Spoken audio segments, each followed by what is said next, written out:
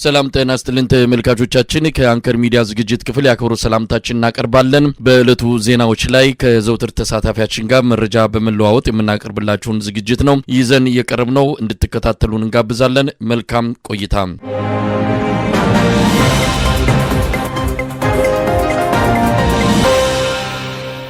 የአብይ አህመድ አስተዳደር ለፕሮፌሰር ክንድያ ገብረሕይወት ሹመት መስጠቱን አስታወቀ። በዚህ መሰረት ፕሮፌሰር ክንድያ ገብረሕይወት የትምህርት ሚኒስትር ዴኤታ ሆነው እንዲሰሩ በአብይ አህመድ በኩል ሹመት መሰጠቱን ነው ከጠቅላይ ሚኒስትር ጽሕፈት ቤት የወጣው መረጃ የሚያመለክተው። ከአንደኛው የህወሓት አንጃ ቡድን በፌዴራል ደረጃ ሹመት ሲሰጥ የፕሮፌሰር ክንድያ ገብረሕይወት ሁለተኛው ሲሆኑ ሰሞኑንም ለአቶ ጌታቸው ረዳ የአማካሪነት ስልጣን መሰጠቱ የሚታወቅ ነው። ይህንን ዜና በተመለከተም ከዘውትር ተሳታፊያችን ጋር አጭር ቆይታ እናደርጋለን። ዜናውን እንዴት ተመለከትከው? እንግዲህ በህወሓት ዙሪያ ያለውን ሁኔታ በተመለከተ አብይ አህመድ አንደኛውን ቡድን ወደ ፌዴራል መንግስት ስልጣን በመስጠት እየሰበሰባቸው ይገኛል። ህወሓት ዛሬ መግለጫ አውጥቷል። አብይ አህመድ የፕሪቶሪያውን ስምምነት እያከበረ አይደለም፣ የትግራይን ህዝብ አደጋ ሊጥሉ የሚችሉ ውሳኔዎችን በተናጠል እየወሰነው ሲልም ህወሓት መግለጫ ሰጥቷል። በአንጻሩ የነደብረ ጽዮን ተቀናቃኝ የሆኑት የጌታቸው ረዳ ቡድን አባላት ወደ አዲስ አበባ እየተሰባሰቡ ነው። ምናልባትም ሌተናል ጀነራል ጻድቃን ገብረትንሳኤም በመከላከያ ሚኒስቴር ውስጥ ሹመት ሊያገኙ ይችላሉ የሚልም ጭምጭምታዎችን እየሰማን ነው። እስቲ እንዴት ማለት ይቻላል በዚህ ሹመቶች ላይ? በእውነት በጣም የሚያሳፍር ነገር ነው እየተሰራ ያለው በዚች ሀገር ላይ። ያልጠበቅናቸው ክስተቶች ናቸው እየተፈጠሩ ያሉት። ምናልባት መሳይ በጣም ታስታውስ ከሆነ በአንድ አመት ከምናምኑ የህወሓትና የፌዴራል መንግስት ወታደራዊ አጠቃላይ በሀገሪቱ ላይ የፈጠሩትን ጦርነት አስከትሎ እጅግ በጣም ከፍተኛ የሆነ ጥላቻ ሲነዙ ከነበሩ ሰዎች ውስጥ ሁለቱ ከህወሓት ውስጥ ሁለቱ ዋነኞቹ ናቸው። አንደኛው ክንድያ ገብረሕይወት ነው። እንዲያውም ታስታውስ ከሆነ ደሴ ከተማ ላይ ሊገቡ ሲሉ ወረ ደሴ ገራዶ አለቀልሽ ልቤ ተንዶ እያለ በአማራ ህዝብ ላይ ከፍተኛ ማሾፍና ቀልድ ሲቀልድ የነበረ በዛን ሰዓት በርካታ የአማራ በትግራይ ድንበር ያሉ የአማራ ከተሞች ጭንቅ ውስጥ በነበሩበት ሰዓት፣ በጅምላ በሚደፈሩበት፣ ጉድጓድ ላይ በተራራ ላይ ተገፍተው በሚወድቁበት ሰዓት እሱ በዘፈን እየቀለደ የአማራን ህዝብ ላይ ከፍተኛ ቀልድ ሲቀልድ የነበረ ሰው ነው። ታስታውስ ከሆነ ደግሞ ሌላው ጌታቸው ረዳ በአማራ ህዝብ ላይ እንዴት ምን አይነት ጥላቻ ሲሰብክ እንደነበረ የአማራ ህዝብ የሚረሳው አይደለም። እነዚህ ሰዎች ነው እንግዲህ ወደ ፌዴራል መንግስት አምጥቶ ስልጣን የሰጣቸው። በጣም የገረመኝን የህወሓት የግምገማ ብቻ ሳይሆን የመርህ ያለው በመርህ ላይ የተመሰረተ ምናልባት ለኢትዮጵያ ጥቅም ይሰጣል አይሰጥም የሚለውን ነገር እኛ ባናምንበትም ነገር ግን በአቋማቸው የሚጸኑ እስከ መጨረሻው ለመስመርና ነው የሚሉት አለ የትግርኛ ቋንቋ መስመራችንን ማንስት ወደ ግራ ወደ ቀኝ ማንሄድ ብለው ሲሉ አሁን መሸነፋቸውን ነው እያሳዩን ያሉት። በቃ ህወሓቶች በተለይ ደግሞ ይሄ የተፈነከተው አንጃ በደንብ አድርጎ የተመታና የተሸነፈ ቡድን መሆኑ የሚታወቀው ያለ መርህ አንድ ጊዜ እንደ ሸማኔ መወሮሪያ አንዴ ወደ ግራ አንዴ ወደ ቀኝ እያለ እጅግ በጣም መቀመጥ ከሌለባቸው ወንበር ላይ መጣው ነው የተቀመጡት። ያሳፍራል። ግን ጠቅላይ ሚኒስትሩ ያደረገው ነገር ግን በታሪክ ነገ የሚጠየቅበት ነው። እነዚህ ሰዎች በርካታ ኢትዮጵያ ወታደር መከላከያ ሰራዊት የትግራይን ህዝብ እህል ሲሰበስብ አንበጣ ሲያባርር ውሎ ለፍጥኝ እንደታሰረ ተረሽኖ ከኤርትራ ተርፎ የመጡ ሰራዊት አባላት በጀነራሎች በመንግስት ጀነራሎች አንደበት የተነገረ ነገር አስክሬናቸውን እንኳን ለመቅበር ፈቃደኛ አልነበሩ። በተለያዩ የትግራይ ወታደራዊ ካምፖች ላይ የመከላከያ ሰራዊት አባላት በጥይት ተመተው ለፍጥኝ ታስረው አብጠው የሚቀብራቸው አብጠው ፈንድተው ነው ያገኘናቸው ይላል ጀነራል አበባው ተናግሮታል። ሌሎችም ጀነራሎች ተናግረውታል። እያለቀሱ ነው የተናገሩት። እነዚህ ሰዎች ለመቅበር እንኳን ፈቃደኛ ያልሆኑ መረሸናቸው ብቻ አይደለም፣ በመኪና ላይ መሄዳቸው አይደለም፣ ለመቅበር እንኳን ፈቃደኛ ያልሆኑ እጅግ በጣም ከሰውነት ተራ የወጡ ምሁር ካባ የለበሱ ጥላቻን በውስጣቸው ያዘሉ ሰዎች እንግዲህ በፌዴራል መንግስቱ መጣው ምን ሊሰሩ እንደሚችሉ ደግሞ ይባስ ብሎ ደግሞ ከፕሮፌሰር ብርሃኑ ነጋ ቢሮ ውስጥ ደግሞ ክንድያ ገብረሕይወት ሲቀመጥ ደግሞ በጣም የሚያሳዝነውና የሚያስፈራው ነገር ነው። እንግዲህ የምናየው ነገር ነው። መቼም ይህች ሀገር የጉድ ሀገር ነች። ጉድ እየጨመረች ነው የምትመጣ።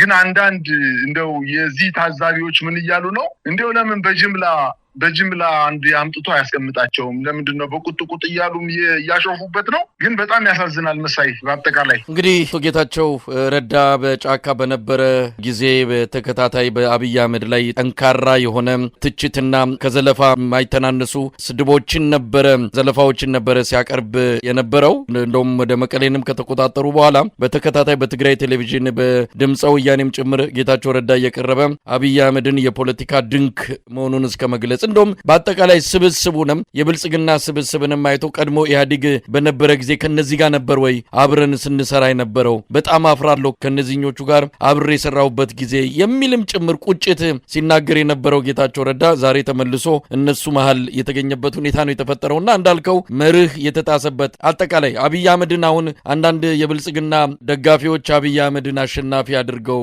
ስሩ አምጥቶ አስቀመጣቸው እጁ ላይ ወደቁ እያሉ አብይ አህመድ አሸናፊ እንደሆነ ሊገልጹ የሞከሩበት ሁኔታ በጣም አስቂኝ ነው። መርህ እንደሌለው በመርህ የማይገዛ መሆኑን የሚያረጋግጥ እንጂ ምንም ፖለቲካ ትርፍ ያለው እንዳልሆነ ብዙዎች የፖለቲካ ታዛቢዎችም የሚገልጹት ጉዳይ ነው። እንግዲህ የጌታቸው ረዳና የፕሮፌሰር ክንደያ ገብረ ሕይወት ወደ ሹመት መጥተዋል። እንዳልከውም ፕሮፌሰር ብርሃኑ ነጋ ከህወሓቶች ጋር አንድ ጠረጴዛ ላይ ለአንድ መንግስት በአንድ ጣራ ስር ለመስራት ወይም ደግሞ እየሰራ መሆኑን ስናስበው ከዚህ በፊት በአቋሙ የማይጸና መሆኑን ብርሃኑንም የሚያሳይ ነው። ከህወሓቶች ጋር ከፍተኛ የሆነ አብሮ ላለመስራት ከነሱ ጋር አብሮ ላለመታየት ብዙ ጥረቶችን ሲያደርግ ነበር። ግን በመጨረሻ ብርሃኑ ነጋም ከነ ጌታቸው ረዳና ክንደያ ጋር አንድ ጠረጴዛ ላይ ስለ አንድ ጌታ አብረው የሚሰሩበት ሁኔታ ነው የተፈጠረው። ያሳዝናል። እንደው ምናልባት ሌሎችም ሊሾሙ ይችላሉ። እነ ሌተናል ጀነራል ጻድቃንም የብርሃኑ ጁላ የፊልድ ማርሻሉ ወታደራዊ አማካሪ ምናምን ከሚል ማንጠልጠያ ማዕረግ ጋር ወይም ደግሞ መደብ ጋር በቅርቡ ሹመት ልንሰማ እንችላለን ብዬ ነው የምጠብቀው። እውነት ነው መሳይ። እንደው ለሁለቱም የተሰጣቸው ስልጣን በነገራችን ላይ ኢትዮጵያ ውስጥ የሌለ መደብ ነው። አንደኛው የትምህርት ሚኒስቴር አማካሪ በሚኒስቴር ዴኤታ ማዕረግ የአማካሪ ተደርጎ ነው የተሾመው። ሁለተኛው የጌታቸው ረዳ ቢሮ ላይ በጠቅላይ ሚኒስትሩ ላይ ቢሮ ውስጥ የተሰጠው ስልጣን ከዚህ በፊት ያልነበረ መደብ። እነዚህን ሰዎች ለጊዜው ወደዚህ ስቡ አምጥቶ የተሸነፉ ኃይሎች ስለሆኑ ያኛው እየጠነከረበት ስለመጣ መሸፈኑ ነው። ነገር ግን እሱ ሁሉ በጣም ተራ ነገር ነው መሳይ። ዋናው ነገር ግን እንዴት ሰው በዚህን ያክል መጠን ዥዋዥዌ ይጫወታል ነው። እንደው አንድ አባባል አለ፣ የኛ አካባቢ ሰው የሚናገረው ነገር አለ። ሁለት ጎረቤት ሴቶች ተጣልተው ትልቅ ሴቶች በሚስጥር የነገረቻትን ነገር ሲጣሉ አውጣ ተናገረች ይባላል እና ያችኛዋ ሚስጥር ተናጋሪዋ በጣም አፈረችና እባክሽን ወይዘሮ ከሌ እንድንታረቁንን እንጣላ እባክሽ አለቻት ይባላል። መታረቅ አለና ካፍሽ መጥፎ አይውጣ እንድንታረቁንን እንጣላ አለቻት። የጥልም እኮ አለው ልክ አይደለም፣ የፍቅር አይደለም የጥልም ልክ አለው። እነዚህ ሰዎች የጥልን ጫፍ ድረስ ተሰዳድበው የፖለቲካ ድንክ ነው። አብይ አህመድ ህፃን ነው፣ ያልበሰለ ጨቅላ ነው። እናቱ እንደዚህ ያለችው እንዲህ ብላው ትነግሳለች። ይሄ ሁሉ አባባል የተናገረ ሰው ከጠቅላይ ሚኒስትሩ ቢሮ ውስጥ ተቀምጦ ወንበር እንዴት ነው እንጀራው የሚጎረስለት? እንዴት ነው ውሃ የሚጠጣው? እንዴት ነው ሰላም የሚለው? እንዴት አያፍርም? በአጠቃላይ ግን እኔ የሚታየኝ የደብረጽዮን ጉልበት ከፍተኛ ደረጃ ላይ እየጨመረ መምጣቱንና ይሄን ጉልበት ለማቀዝቀዝና ለማሳነስ የተከተለው የፖለቲካ ስልት እንደሆነ ነው። ግን በአጠቃላይ ይመጣሉ፣ ገና ብዙ ኃይሎች ይመጣሉ። አንተ እንዳልከው የጀነራል ጻድቃን መጥቶ የምርኮኛው ብርሃኑ ጁላ አማካሪ ይሆናል። ሌሎችም ይመጣሉ። ተስበው እስከ ዞን አስተዳደር የነበሩ ሰዎች የአዲሱ አሁን የተባረረውና ተመታ የሚባለው ኃይል በደብረጽዮን ተመታ የተባለው ኃይል ማረፊያው አዲስ አበባ ነው። እንግዲህ ሌላ ቦታ ማረፊያ የለው። ሌላውንማ ጠልቶ ሲሳደብ፣ ሲንቅ፣ ሲገድል፣ ሲዘርፍ የነበረ ነው። እንግዲህ በአብይ አህመድ ስልጣኑ ህይወቱ እስከሚቀጥል ድረስ ከሱ ግር ስር ሁነው የሳሮን ውሻ ሁነው የሚቀጥሉበት ሁኔታ ነው ያላቸው። ብቸኛው አማራጭ የአብይ አህመድ የሳሎን ውሾቹ ነው ይቀጥላሉ ነው የሚል እምነት ያለኝ መሳይ።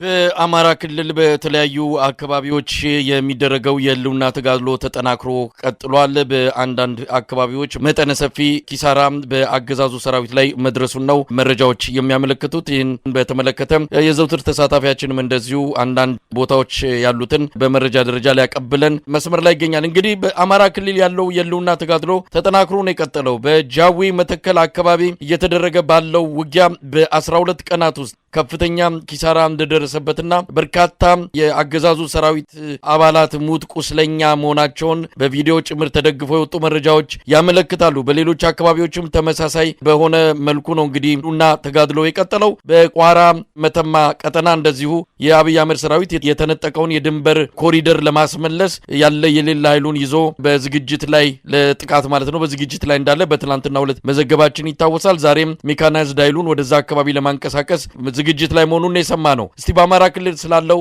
አጠቃላይ ሁኔታ መረጃውን ብታካፍ። መሳይ እንግዲህ የአማራ ክልል ውጊያ አጠቃላይ አሁን ወደ ሁለተኛው ስቴፕ እየተሸጋገረ ይመስለኛል። በዋናነት መንግስት ከፍተኛ ጥንቃቄ አድርጎ የምዕራብ ኮሪደርን ለመዝጋት በጣም በርካታ ኮሮችና በርካታ ክፍለ ጦሮችን አሰማርቶ ለበርካታ ቀናት ለበዙ ቀናት በተለያየ አቅጣጫ ከቤኒሻንጉል ጉሙዝ፣ ከጎጃም፣ ከሰሜን ጎጃም፣ ካቸፈር፣ ከጃዊ፣ ከቋራ፣ ከመተማ አድርጎ ያንን አካባቢ ሙሉ በሙሉ ለመዝጋት አላጥሽ የሚባለውን ብሔራዊ ፓርክ አካባቢ ያለውን የምዕራብ ኮሪደር ከሱዳን ጋር የሚያገናኝን ድንበር ለመዝጋት የፋኖ ኃይሎች ምንም አይነት በዛ በኩል ከሱዳን መንግስት ጋር ግንኙነት እንዳይኖራቸው በዛ አካባቢ ተተኳሽ እንዳያገቡ እንዳያስወጡ ሊሆኑ ይችላል። እንግዲህ ከፍተኛ በጀት መድቦ በርካታ ሰራዊት ግን ያ ቦታ ሰራዊቱ አይደለም የፋኖ ኃይሎች አይደለም መሬቱ ነው የተዋጋቸው። መሳይ በጣም በርካታ ሰራዊት ወንዝ ውስጥ ገብቶ አልቋል። በርካታ ሰራዊት በዋጥም አልቋል። በርካታ ሰራዊት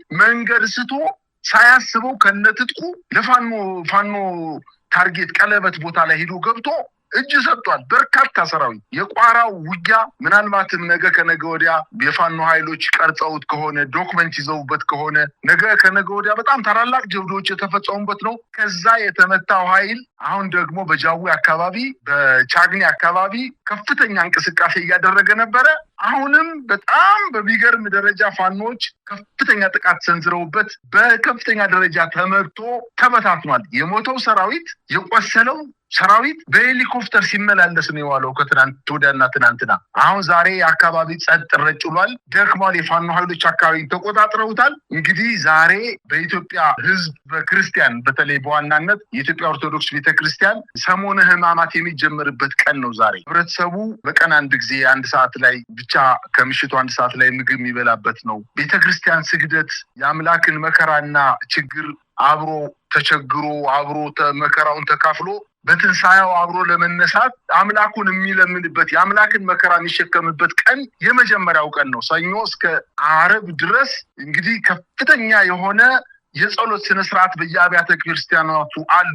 ምናልባት ይሄንን ላለመረበሽ በከተሞች ላይ ገብተው እንቅስቃሴ ማድረግ በተወሰነ ደረጃ ለህብረተሰቡ ሃይማኖታዊ ጥቅም ሲባል ፋኖች እንቅስቃሴያቸውን ቢቀንሱም ግን ይሄ ሃይማኖት የለሽ ስርዓት በአንዳንድ አካባቢዎች ላይ እንቅስቃሴ ለማድረግ ሙከራ አድርጎ ተመቶ ነው የተመለሰው። ለምሳሌ መሳይ በዘመቻ አንድነት ወሎ ግንባር ውባንታ ባተ ክፍለ ጦር ታላቅ ድል በዛሬው ዕለት ተጎናጽፏል። የአማራ ፋኖ በወሎ ላስታሳምነው ኮር ውባንታ ባተ ክፍለ ጦር ስር በአርበኛ ፋኖ አሳፌ አበጋዝ የምትመራው 2ኛ ሻለቃ በዋድላ ወረዳ ከኮን ከተማ ወደ የኔጃ የምትባል የገጠር ከተማ ሲንቀሳቀስ የነበረው የአገዛዙ ጥምር ጦር ጉቻት ከምትባል ቦታ ላይ ደፈጣ በመያዝ ለ45 ደቂቃ የፈጀ ኦፕሬሽን በማድረግ ሚኒሻና አድማ ብተናው ሙትና ቁስለኛ ያደረጉ ሲሆን ብዛት ያለው ክላሽ ከተተኳሾቹ ጋር በመማረክ የተረፈው ሙትና ቁስለኛውን እያንጠባጠበ ወደ ነበረበት ኮን ከተማ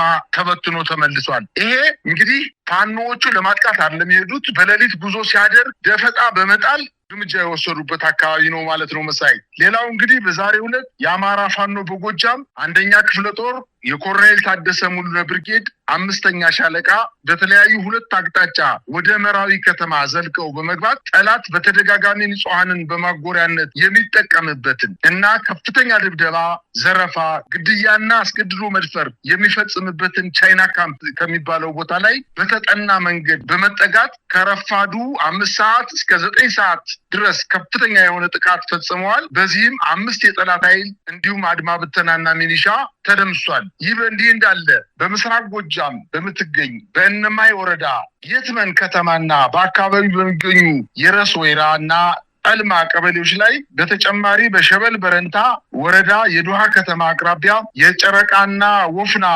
አብራጂት ከተባሉ ቦታዎች ላይ በአገዛዙ ጥምር ጦርና በፋኖ ኃይሎች መካከል ከበድ ያለ ውጊያ ተደርጎ የትመን ላይ 15 የመከላከያና የአድማ ብተና አባላት ሲሞቱ ወይራ ከምትባለው ከተማ ላይ አካባቢ ደግሞ 26 የአገዛዙ ጦር ተደምሷል። እንዲሁም ይህ በእንዲህ እንዳለ በባሶ ሊበን ወረዳ አነደድ ከተማ ላይ እና በአካባቢው በተለይ ከቤተ ንጉስ እስከ ኮርክ ድረስ በተደረገው ውጊያ ከ40 በላይ የአገዛዙ ጦር ሲደመሰስ በርካቶቹ ቆስለዋል። ከፍተኛ ቁጥር ያለው የጦር መሳሪያም በፋኖ ኃይሎች መግባቱ ታውቋል። በአጠቃላይ እነዚህ የትኩስ የወታደራዊ ዜናዎች ይሁን እንጂ መሳይ በምዕራብ ጎጃም ሰከላ ወረዳ በተለይ ከቲሊሊ እስከ ሐሽፋ መገንጠያ በነበረው የ2 ቀን ውጊያ ውስጥ ኮሎኔሎችን ጨምሮ በርካታ የጦር መሪዎችን ጭምር ከፍተኛ ክሳራ በማድረስ በመግደል ያንን አካባቢ ሙሉ በሙሉ በማጽዳት የሰከላ ወረዳ ዋና ከተማ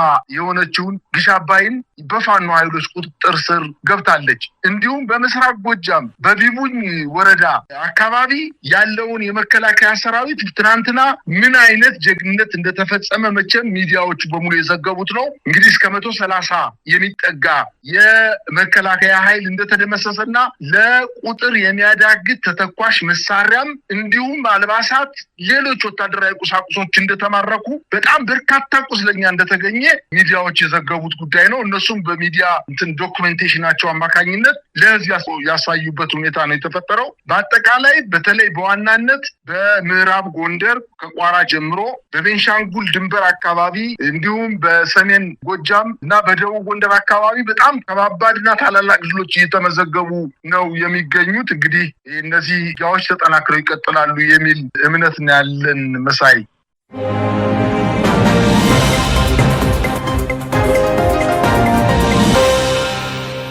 የዓለም አቀፉ የሰብአዊ መብት ተሟጋች ድርጅት አምነስቲ ኢንተርናሽናል የአብይ አህመድ አገዛዝ በ58 ከተሞች እያከናወነ ያለውን የኮሪደር ልማት እንዲያቆመው ጠየቀ። አጠቃላይ የሰብአዊ መብት ጥሰትን የተመለከተ ምርመራ ተደርጎ እስኪጠናቀቅ ድረስ የኮሪደር ልማቱ እንዲቆም ነው የአምነስቲ ኢንተርናሽናል ባወጣው መግለጫ የጠየቀው። አምነስቲ ኢንተርናሽናል በጉዳዩ ላይ ሰፊ ጥናት ማድረጉንና የተለያዩ የህብረተሰብ ክፍሎችን ማነጋገሩን በዚህም ከ872 በላይ የሚጠጉ ከቦሌና ከለሚ ኩራ ክፍለ ከተሞች በ2024 እንደ አውሮፓውያን አቆጣጠር የተፈናቀሉ ሰዎችን መነሻ ያደረገ ጥናት እንደሆነ የጠቀሰው አምነስቲ ኢንተርናሽናል ምንም አይነት ካሳም ሆነ ተለዋጭ መኖሪያ ቤት ሳይሰጣቸው አስቸጋሪ በሆነ ሁኔታ ተበታትነው እንደሚገኙ ነው በጥናቱ ላይ ያመለከተው። በዚህም በቂ የሆነ ምክክርና ካሳ ሳይከፈላቸው ተፈናቅለዋል። የማህበራዊና ሌሎች ትስስሮችን በበጣጠሰ መልኩ ከትምህርት ገበታቸው ተማሪዎች እንዲፈናቀሉም ተደርገው የተፈጸመ ማፈናቀል መሆኑን በመጥቀስ ሰፊ የሆነ ሪፖርትን ያወጣው። ሪፖርቱን በተመለከተ ከአብይ አህመድ አገዛዝ በኩል ምላሽ እስካሁን አልተሰጠም። በ58 ከተሞች የሚካሄደው የኮሪደር ልማት እንዲቆም ነው አምነስቲ ኢንተርናሽናል የጠየቀው። እንግዲህ ወደ ዘውትር ዘጋቢያችን አልፋለሁ። በጣም ትልቅ ሪፖርት ነው በአምነስቲ በኩል የወጣው። በዚህ ጉዳይ ላይ ሪፖርት በማውጣት የመጀመሪያው ሆኗል ከዓለም አቀፍ ተቋማት አምነስቲ ኢንተርናሽናል። በእውነቱ ሪፖርቱ አይን ገላጭ ነው ማለት ይቻላል። ለጉዳዩ ትኩረት እንዲሰጠው በዓለም አቀፍ ደረጃ ትልቅ አስተዋጽኦ የሚኖረው ነው ማለት ይቻላል። እንዴት አየኸው ይህን ሪፖርት? ሪፖርቱ በጣም የሚገርም ሪፖርት ነው። በጣም በጥናት ላይ የተመሰረተ በጣም በገለልተኛ ወገን የተጠና መሆኑንና በእውነት ላይ የተመሰረተ ሪፖርት ነው የቀረበው መሳይ። ነገር ግን በመንግስት ደረጃ ምን ጠብቀው ነገር የለም። አጠቃላይ የኢትዮጵያ ሕዝብ በኮሪደር ልማቱ አይደለም መንግስትን እንደ መንግስትነት ከመንግስት የሚጠብቀው ምንም ነገር የለም። ሲጀምረው አንደኛ የኮሪደር ልማት ብቻ አይደለም የጀመረው፣ ከጥላቻ ቤት ማፍረስ ነው የጀመረው። ሰዎችን ማፈናቀል ነው የጀመረው። አንተ ከዚህ ከተማ ውጣ፣ ይሄ አንተ ከተማ አይደለም ተብሎ ነው የተጀመረው። በጋሞዎች የተጀመረው ሄደ ጣፎ ላይ በአማራዎችን ማባረር ጀመረ። በኋላ ጉራጌዎችን፣ ዶርዜዎችን እያለ ብሔሮችን ከአዲስ አበባ ከተማ እንዲወጡ ነው ፍላጎቱ።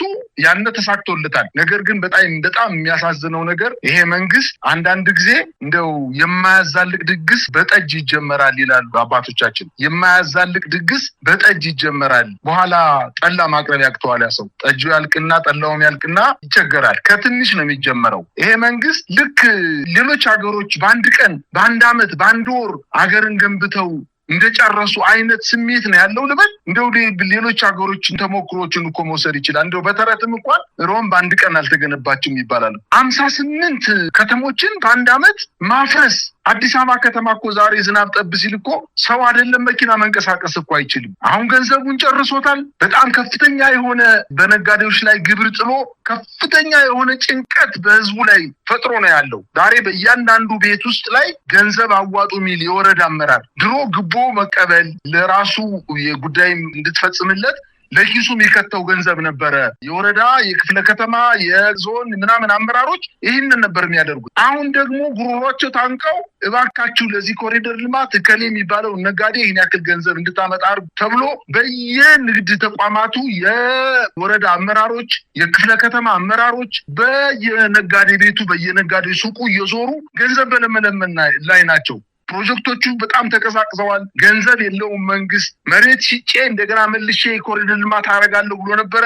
ነጋዴው በሙሉ አምጾ መሬቱን አልገዛው ብሏልኝ። ከፍተኛ ጭንቀት ውስጥ ነው ያለው አሁን በዚህ ሰዓት። አሁን እያደረገ ያለውን ነገር መንግስት የዓለም አቀፍ ገለልተኛ ተቋማት እውነት ሪፖርት ማውጣታቸው በተወሰነ ደረጃ በተለይ በዋናነት የአዲስ አበባ ከተማን ከፍተኛ በደልና ጥላቻ የተፈጸመበትን የአዲስ አበባ ከተማ ህዝብ በዙሪያው የሚገኙ የሸገር ከተማ ህዝቦች ጅብ የበላባቸው እናቶች ማደሪያ ልጆቻቸውን አጣው ጅብ ተጠግቶ መጥቶ 2 ልጆቿን የበላባት እናት ይሄ ሪፖርት ሲወጣ ምናልባትም ትንሽ በልቧ የነበረው ቁስል ሊጠግግ ይችላል የሚል እምነት ነው ያለኝ። ግን በአጠቃላይ ሪፖርቱ በጣም መልካም ሆኖ ያለ ለሌሎችም ተቋማት ጥሪ አቅርቧልኝ። በተለይ ለአጋር መንግስታት ይሄን ነገር ጫና አድርገው እንዲያስቆሙ እንደገና ደግሞ ገለልተኛ ሌላ አጥኚ ቡድን ወደ 58ቱ ከተሞች ገብቶ ጥናት እንዲያደርግ ተጨማሪ ጥናት እንዲያደርግ ጥያቄ አቅርቧልኝ። የውሳኔ ሐሳብ አቅርቧልኝ። ግን በአጠቃላይ ይሄ መንግስት በአዲስ አበባ ከተማ ላይ የፈጸመው በደል ሌላ ምስክር አያስፈልገውም። ነፃና ገለልተኛ ኃይል ሲመጣ እውነቱ በደንብ እየወጣ ይመጣልኝ። ምክንያቱም መሳይ ራሱ ይሄ ስርዓት በዚህ 6 አመት ውስጥ ያወጣው ህግ አለ። ማንኛውም የሚፈርስ ተቋም ማንኛውም የሚፈርስ አካባቢ ህብረተሰቡ 70% በውይይት ሲያምን ከአንድ አመት በፊት ይላል። ከአንድ አመት በፊት ዶክሜንቱን ልኬልሃለሁ መሳይ። ይሄ ዶክሜንት ራሱ የአሁን የብልጽግና መንግስት በህዝብ ተወካዮች ምክር ቤት እና በአዲስ አበባ ከተማ አስተዳደር ያወጣው አዋጅ ነው። ይህ አዋጅ ህብረተሰቡ ተወያይቶ ከአንድ አመት በፊት ውይይት አድርጎ 70%ና ከዛ በላይ የሆነው ማህበረሰብ ሲያምንበት በ5 ኪሎ ሜትር ርቀት ላይ ይላል በ5 ኪሎ ሜትር ሬዲየስ ርቀት ላይ እንደገና እንዲሰፍር ይደረጋል ይላል። ያ ቦታ ለልማት ቢፈለግ ከሆነ ነገር ግን እሱ አይደለም የተፈጸመው። ሰኞ ለማፍረስ እሁድ ከምሽቱ 4 ሰዓት ላይ መጣው ነገ ጠዋት እቃችሁን ይዛችሁ እንድትወጡ የት እንሂድ የት ነው ምን ሄደው ሲባል የራስ ጉዳይ ቤት ተከራይ መንግስት ነገ ይከፍልልሃል። ሰው ይናምኖ ወጦ ቤት የግለሰብ ቤት ሲከራይ የራሱን ቤት ትቶ የግለሰብ ቤት ሲከራይ መንግስት ዞር ብሎ አላየውም። ለዛ ነው በርካታ ሮሮና ስቃይ የተሰማው በዛ ምክንያት ነው። ነገር ግን እግዚአብሔር መንግስታት ባይበቀሉ ህዝብ ባይበቀል እግዚአብሔር ይበቀላልና የበቀል አምላክ ስለሆነ ዛሬ መንግስት ገንዘብ አጥቶ በየመንገዱ መኪኖቹ ቆመው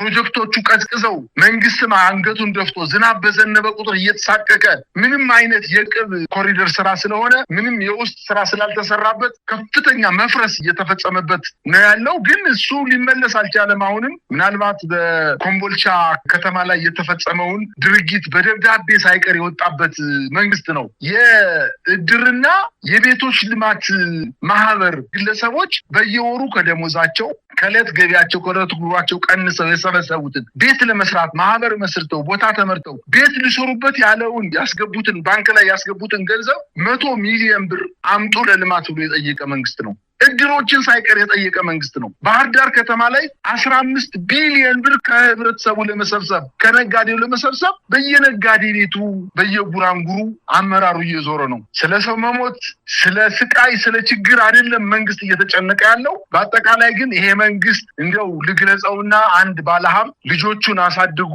ነገር ግን እንደ ጠንካራ አባትነቱ ልጆች በስነ ስርዓት ቆጥቶ ያላሳደገ አባት በህይወቱ በሚያልፍበት ጊዜ ልጆቹ ፋብሪካውንም መኖሪያ ቤቱንም ቤቱንም መኪናውንም ሽጠው እየመነዘሩ እንደሚበሉ ሰነፍ ልጆች ያባታቸውን ራይ እንደማያስፈጽሙ ልጆች አይነት መንግስት ነው ይህ ስርዓት። ይሄ ባለፈው መንግስት ከዚህ በፊት የነበረው መንግስት የነበረችውን ጥሪት እንኳን እያወጣ እሱን ጨርሶ ከህብረተሰቡ ኪስ ውስጥ በቃ ቁጭ በሉ መንግስት ነው በእያንዳንዱ ግለሰብ ኪስ ውስጥ እየገባ ቀምቶ በቀልን መፈጸም ቤትን ማፍረስ ነው እየተያያዘ ያለው። አሁን ዛሬ የተሰማው ዜና ምንድነው? በአዲስ አበባ ከተማ መሳይ የኦሮሚያ ክልል ፕሬዚደንት ጽህፈት ቤት ኤቢሲ ትሬዲንግን ጨምሮ እዚህ ቦሌ ደንበል ፊት ለፊት አካባቢ የሚገኘው የፕሬዚደንት ጽህፈት ቤት በጀርባ በኩል ደንበል ተነስተ እስከ ባምቢስ እስከምትደርስ ድረስ እስከ ባምቢስ ወንዙን ወደ ግራ እየተኩ በምትሄድበት አካባቢ በሙሉ ያሉ ፎቆች በሙሉ ከኤቢሲ ትሬዲንግ ጀምሮ እስከ ባምቢስ ድረስ ያለው ምናልባትም ወደ 300-400 ቤቶች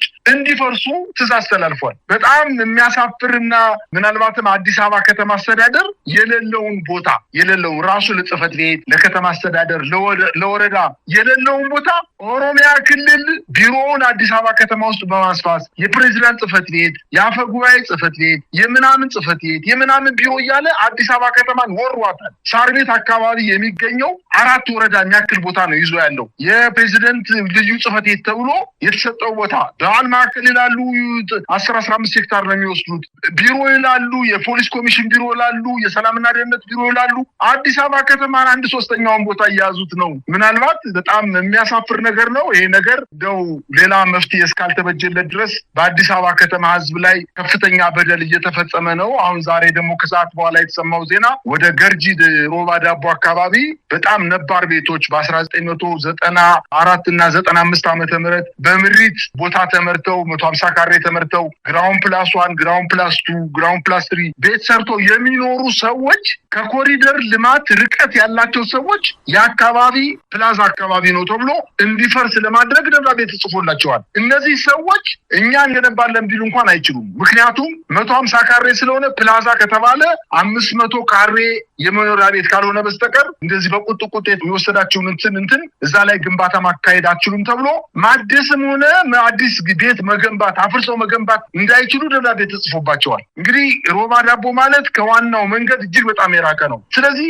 የኮሪደር ልማት መንገድና ግራና ቀኝ ያሉ ቤቶችን ሳይሆን ቀስ እያለ በሂደት ወደ ውስጥ እየገባ አዳዲስ ሰዎችን የራሱ ደጋፊዎችን ወደ ውስጥ ስር እንዲተክሉ መሰረት እንዲይዙ እያደረገ ስርና መሰረት የነበራቸውን የኢትዮጵያ ዜጎች ደግሞ ከአዲስ አበባ ከተማ በማውጣት በአጠቃላይ የራሱን ደጋፊዎች ብቻ በአዲስ አበባ ከተማ ላይ አስፍተው እንዲኖሩ ለማድረግ ከፍተኛ እንቅስቃሴ እያደረገ ነው። ነገር ግን ይህ ነገር ያዛልቀዋል ብዬ አላምንም። የሚያስገድ ጉዳይ አይደለም። ምናልባት አሁን አንተ እንደጠቀስከው ኢንተርናሽናል ኮሚኒቲው አምነስቲ እንዳወጣው ሌሎችም መንግስታት ድጋፋቸውን የበጀት ድጎማ ማድረጋቸውን ሊያቆሙ ይችላሉ ይሄንን ሪፖርት ተከትለው የሚል እምነት ነው ያለኝ። መሳይ እንግዲህ የአምነስቲ ኢንተርናሽናል የዛሬው ሪፖርት በተለይ ለተገፉ በሰብአዊ መብታቸው ተጥሶ ከንብረታቸው ከቤታቸው ከህልውናቸው ከኑሯቸው ተፈናቅለው የትም ትቢያ ለተጣሉት ቀደም ሲል አንተም እንዳልከው አንድ መጽናኛ ነው። ነገር ግን ዓለም አቀፉ ማህበረሰብ ትርጉም ያለው እርምጃ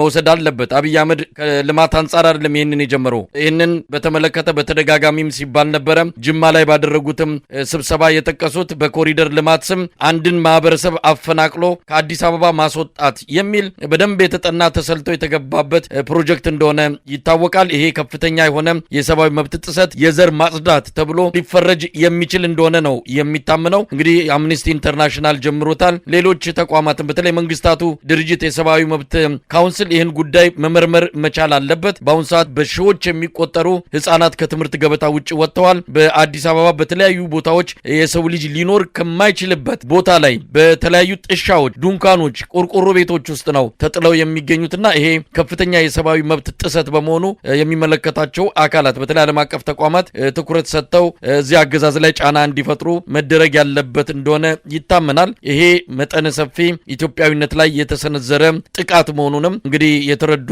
የነጻነት ታጋዮች በሚቻላቸው ሁኔታ ትግሉን እያከናወኑት ነው። በአዲስ አበባም እንደዚሁ ህብረተሰቡ ከዚህ አንጻር ተቃውሞን ሊያሰማ ንቅናቄ፣ ህዝባዊ ቢተኝነት ትግል ውስጥ ሊገባ ይገባል የሚል እንግዲህ ከዚህም ከዛ ማስተያየቶች እየተሰጡ ነው። ጨርሰናል። የምንጨምርበት ከሌለ አሁን ወደ ፒያሳ አካባቢ የፈረሱ አካባቢዎች ምሳይ እዛ አካባቢ ጊዮርጊስ ቤተክርስቲያን አለ። ወደ ካሳንቺስ አካባቢ ኡራኤል ቤተክርስቲያን አለ። አለ፣ ወደ ስቴዲየም አካባቢ እስጢፋኖስ የሚባል ቤተክርስቲያን አለ። በእነዚህ ቤተክርስቲያኖች ላይ የታየው ነገር ነገ የኢትዮጵያ ኦርቶዶክስ ቤተክርስቲያንን ለማጥፋት ምንም ወደኋላ የማይመለስ መንግስት ነው። ህብረተሰቡ አጠቃላይ ወደ መሀል አካባቢ የነበረው ህብረተሰብ ምንም ስራ ስለሌለ፣ ምንም የልማት እንቅስቃሴ ስለሌለ በከተማዋ ዙሪያ በተለይ መሳይ በሸገር ከተማ ያው እንደ ቀለበት አስሮ አዲስ አበባን ይዟታል። በእነሱ አካባቢዎች ላይ ነው ዙሪያ ጥምጥሙን ያሉ አንዳንድ ስራዎች ቀን ስራዎችን እና የሚሰሩት። በተለይ ከአማራ ክልል የመጡ ወጣቶች ስራ አጣው የመጡ የዕለት ጉርሳቸውን ለማግኘት የመጡ ወጣቶች ማንም ነጭ ለባሽ እየመጣ ከሸገር ከተማ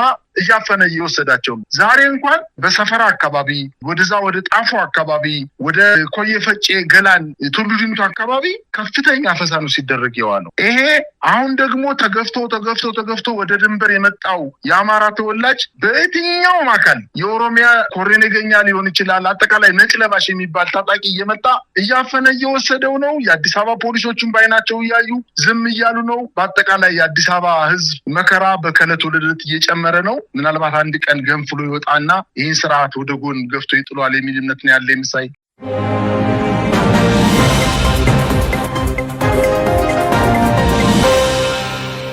ተመልካቾቻችን ለዛሬ የያዝናቸው ዜናዎችን በትንታኔ የተመለከትንበት ዝግጅታችን በዚሁ ተጠናቋል። አብራችሁን ስለነበራችሁ ምስጋናችን ከልብ ነው። ጤና ይስጥልን።